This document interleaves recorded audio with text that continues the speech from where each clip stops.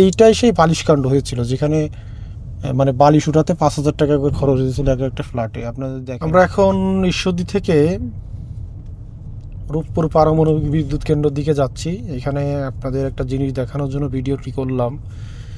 এই জায়গাতে রূপপুর পারমাণবিক বিদ্যুৎ কেন্দ্রে কর্মরত যত রাশিয়ান আছে, সমস্ত রাশিয়ানরা এইখানে বসবাস করে। এটা বিশাল মানে এরিয়া, মানে এটা রাশিয়ান পল্লী বা রাশিয়ান সিটি বলে। এর বাম সাইডে আপনারা দেখছেন, এইটাই সেই বালিশকাণ্ড হয়েছিল, যেখানে মানে বালিশ উঠাতে 5,000 টাকা করে খরচ হয়েছিল একটা ফ্ল্যাটে। আপনাদের দেখেন, খুবই সুন্দর। এটা রাশিয়ান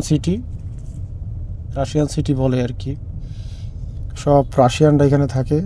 আমরা যদি বলি, দেখেন এই যে সামনে একটা হাফ প্যান্ট পরে রাশিয়ান যাচ্ছে আর কি।